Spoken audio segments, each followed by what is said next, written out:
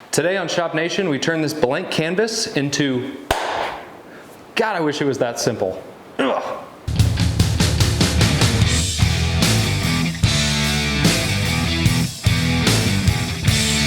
What's up, you guys? Welcome. I'm Travis. This is Shop Nation, and today is the day. It's moving day. That's right, we get to finally move into the new space, which will be my shop. Now, if you'll remember back to a couple previous videos where I showed this in the background, this was full of stuff. And the reason I couldn't move in until right now was because this was full of, in part, building materials and appliances for work that we were having done inside the house. Now that all of that is done, I moved all of my stuff over here in preparation for the big move. This is one of those classic YouTube tricks where I show a clean space, but behind the camera is chaos. But that's okay, because it's just temporary. Once I get everything put in here, all of that stuff in those boxes goes into the ultimate cabinets, my Lista workbench, things like that. You can see that I already started putting some preparations in place, like putting my wood rack, in this case above my garage door. This garage is a little bit different than the last garage my shop was in that the ceilings are a foot higher, so I have a lot of room above things like a garage door. So if you have room like that, take advantage of it.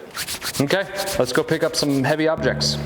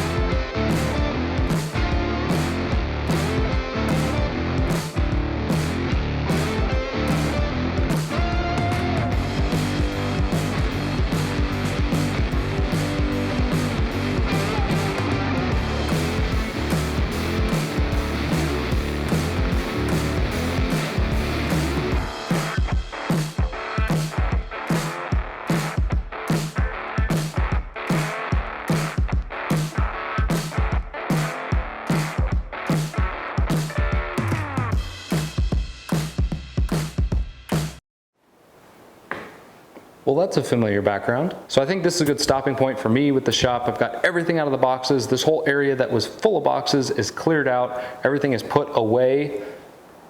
Probably not in its final spot, but it's in a place, which is a start. It's pretty crazy to think that it's been almost a year since I've had a shop set up. So to see the cabinets going back up and seeing tools that frankly I forgot I had, it's a great feeling. And this is going to allow me to more easily complete projects so I'm not working on the ground like a baboon. So let's do a quick lap around the shop and I'll show you what I've set up, my plans, and kind of what I'm thinking going forward. So this shop is a little bit different than my previous shop. If you'll remember, my previous shop was a standalone one-car garage with kind of a kick out on one side. This one is a little bit smaller, but the biggest difference is it's got about half the wall space. And wall space in a shop, as you know, is hugely important. So it's obviously missing this wall, which is all the way on this side, which would close off this one-car garage.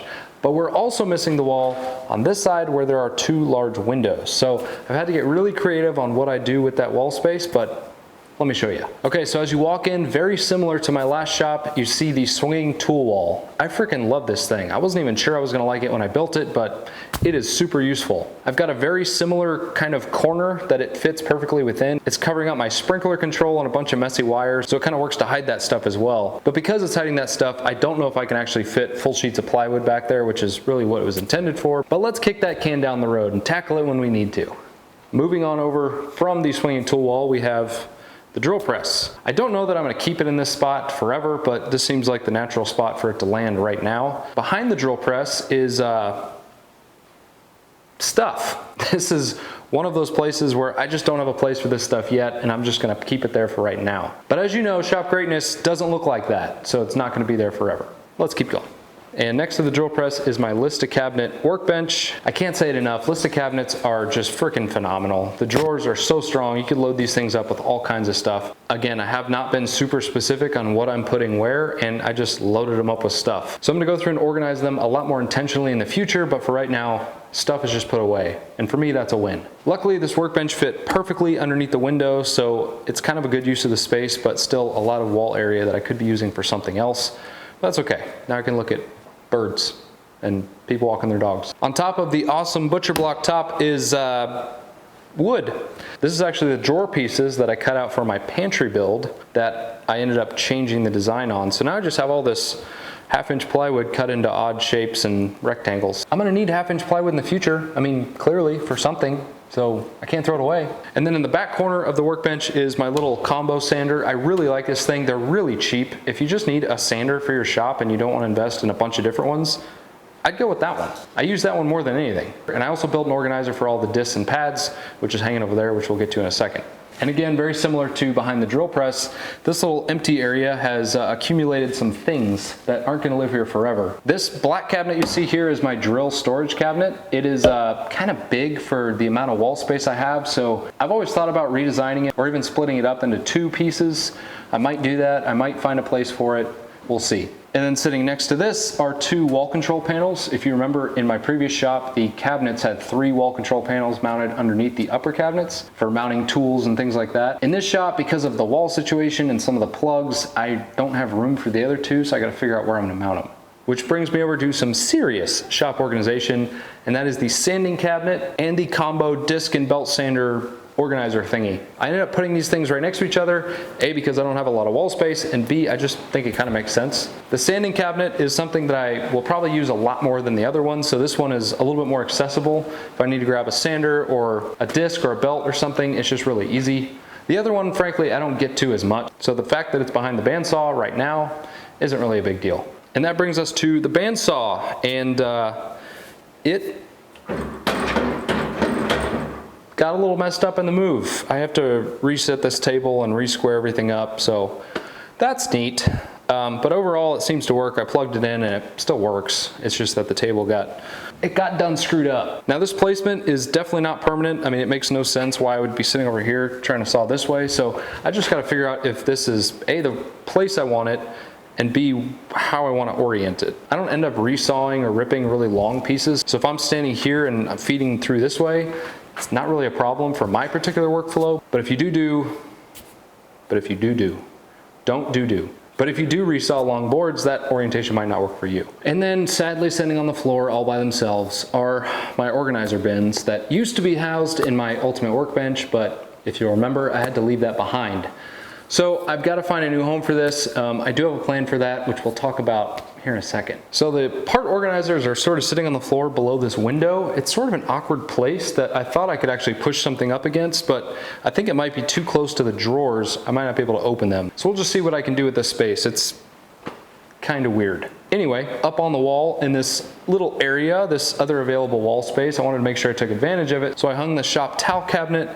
This is one of my favorite projects. A lot of really good feedback on this one. If you didn't see that build video, it's a one-stop shop for gloves, paper towels, and 3 different kinds of rags, because I hate digging for them when I have stuff on my hands. I don't want stuff on my hands. And then you'll notice below that, in between the cabinet and the wall, is an awkward space, and I'll talk about why that awkward space exists, but it just has stuff. There's some extra Kaizen foam, which I've yet to put in either a drawer or in the toolbox. And then there's also a couple table saw jigs for my non-existent table saw. So I gotta figure out something better for that. And that brings us to the ultimate cabinets. This might just be my favorite project, not because I spent so much time and sweat and blood making it. I just think they look fantastic. You can almost put that in a kitchen if your kitchen was in your garage. Now there's some unique challenges in this space in fitting these cabinets. The first one is that the wall is not completely flat across the entire span of cabinets. There's this little part of the wall that actually juts out about 1 inch, and it's just enough to be annoying. If it were more, I could do something about it, and if it were less, you wouldn't really notice it, but 1 inch is a lot. And for that reason, I couldn't make the entire back surface flush against the wall. I made this side flush with the part that sticks out the farthest, but then I had this weird 1 inch gap along the whole back side. And I really thought about, okay, maybe I'll notch that out and push it in, and I just didn't want to do that for one major reason. When we move over to this side, if I want the T-track to line up, I can't push that one flat against the wall, so that one's going to have a gap regardless. It's just, it was too much to think about. So there's a gap. I did kind of fix it a little bit on this one. I have a long power strip that just happened to be just about the length here that I just mounted on the bottom, so that'll keep things from rolling back there. This side, I'm probably going to do something similar. Maybe I'll get another power strip over there. I don't know. Now the second challenge was along the back side. In this garage, there's actually a little curb that runs around the entire foundation, and it sticks out about 2.5 inches. And that is annoying when you're trying to mount cabinets. When I designed these cabinets, I designed them to actually fit over a piece of molding that was around the bottom of my shop, but not a freaking concrete curb. So that's another reason why I couldn't push these flush against the wall. Now what that does is prevents me from being able to mount them directly to the wall. When I did my install in my first shop, after I leveled everything and got it set, I drove in some screws into some studs, mainly just to keep them from shifting side to side or toppling forward. I can't do that here, so I just have to rely on the fact that there's a bunch of stuff in them and they're hopefully heavy enough to not move. But what that also did is made the gap even bigger when I tried to push the cabinets all the way up against the wall. So what I ended up doing is unscrewing the top, shifting it back slightly, and then securing it back to make up the difference. So before I actually had a bigger overhang, now I reduced the overhang by 2 inches or so. I think it still looks fine. There's still an edge to clamp if you need to, whatever. You would never know the difference. But I went through and I hooked up all the dust collections, so now all 3 of the blast gates work. You can see one's hooked up to my disc sander over there. I gotta figure out dust collection for this thing because it is atrocious. And then I've got an extra port over here if I'm using a hand tool. Now I already talked about the wall control panels. You can see I would mount one right here, but I got this plug and I don't feel like relocating the plug and patching drywall and all that stuff. So really this spot is the only one where I can get one centered underneath this cabinet here, which is okay because this is the one that holds all of my woodpecker tools. I just think it looks really cool. They're really nice tools. I don't want them banging around in a drawer, and you get to display them. Also, if you remember, there is under cabinet lighting on all of these cabinets. Some of them got broken in the move, so I have to reorder a couple of them. So there's a break in the chain somewhere over here. So once I replace those will be back up and running. Now one thing that kind of sucks about moving big cabinets like this is they got pretty dinged up in the move. Several of the leveling feet were broken off. I had to either replace them or move where they were because the plywood was just so destroyed in those areas. And then also some of the front facing parts are nicked and they've got chunks missing.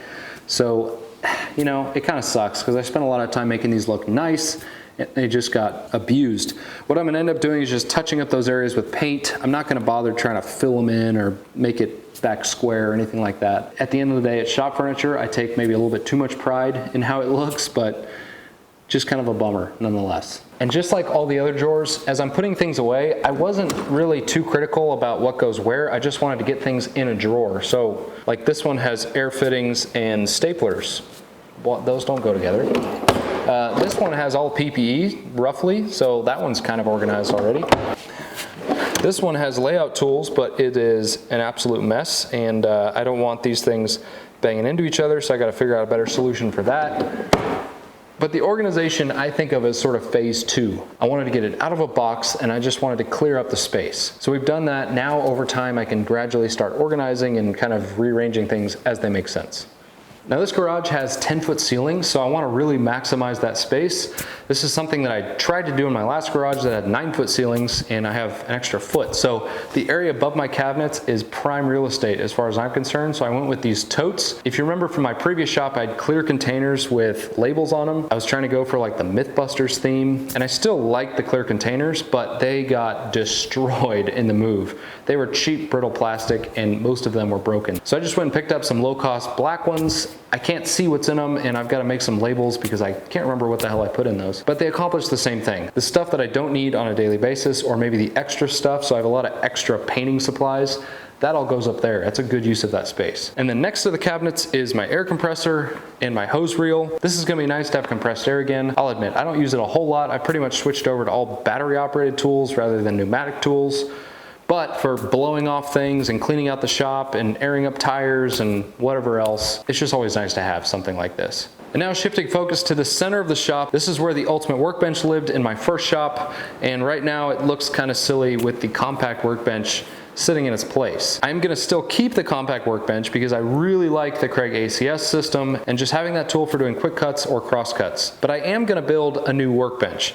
Now, I thought long and hard about this. I thought about building my Ultimate Workbench again because I just freaking love that thing and I miss it. But this shop is actually a little bit smaller than my last shop.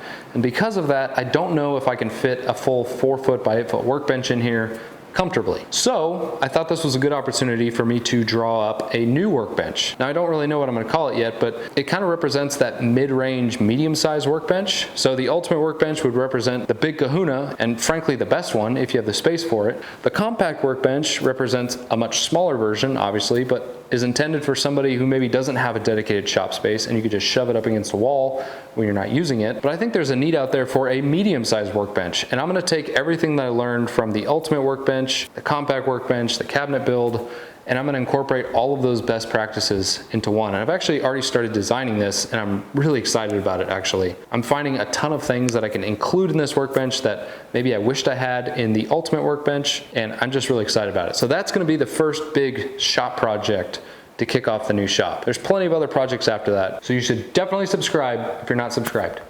Go ahead, click it, I'll wait. Okay, thanks. So something that I mentioned before is that I don't currently have a table saw. I sold it to the person that I sold my house to, so I have to replace that. So that's also gonna be part of this center island workbench duo. I'm still not totally decided on what I want. Okay, I take that back. I really want a saw stop. I just don't know if I need a saw stop. It's funny, after I mentioned this in one of the Shop Talk episodes, whatever it was a while back, I got so many people telling me stories about how my fingers are worth money and my time. I get it, I understand the argument, but it's a lot of money. Anyway, if you have thoughts, leave them in the comments. And that brings us back full circle to the toolbox. Now the toolbox is sort of acting as a divider in this garage because again, I don't have the extra wall space, and I actually kind of like it. The one thing I'm worried about is I do have a young child, and can this thing tip over? I mean, it's really heavy and my kid is like 30 pounds, so I don't know what he could do, but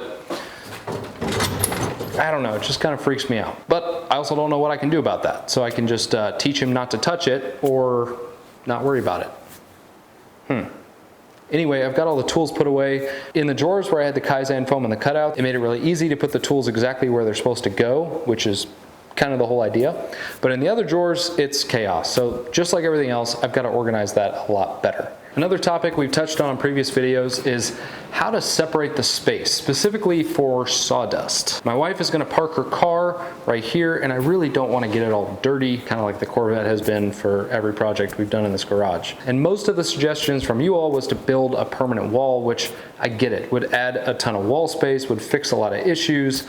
Because I know this is not gonna be my permanent shop forever, I don't wanna put up a wall just to have to either take it down or leave it up and have a weird separated garage. So a permanent wall is out of the question for me. Another good suggestion was kind of like moving walls, like temporary walls. I kind of have the same reservation about them tipping over on my kid. So a solution that I think fits the bill, because I actually kind of like how open the shop is when I'm not using it. It feels like my shop is a 3-car garage, but I know I'm just tricking myself. But a product I found that I really liked is kind of like a industrial shower curtain. So a track mounts on the ceiling, and it's a big heavy duty, basically shower curtain with weights at the bottom. It's got a clear section so you can see through it, but when I'm doing a project where I'm painting or cutting a bunch of wood, I can just close this section off, keep all the dust everywhere, and then when I'm done, open it back up. They're fairly affordable for what they are. I think for this, I got a quote for this size and then be about 380 bucks, somewhere in there. So I will look into that. If I think it's worth doing, we'll put it up and give it a shot. So curious to hear what you think about that as well. All right guys, thank you so much for watching. That's gonna do it for this video. Thank you for hanging in there while we've been through this transition. It's been almost a year since I've had a shop up and running and doing projects and all that kind of stuff. So I really appreciate you sticking with me and believing that we'd get here, and we're here. As you know, this is probably not gonna be the final shop. I still plan on building a dedicated shop, but truth be told, that's gonna be a little bit down the line. So excited at the prospect of doing that, but this is gonna be home for at least a little while. Also really excited to get started on the ultimate medium workbench. I'll share some ideas and ask for some input as I finalize the design. And just like the other one, that's gonna be a build series with plans if you wanna make your own. If you like the way the shop is looking, give me a thumbs up. If you're not subscribed, please consider doing so. It helps me, it helps the channel, and you get notified on when new things come out, like the new workbench build. Thanks again for watching. I'll see you guys on the next project, and as always, continue to pursue shop greatness.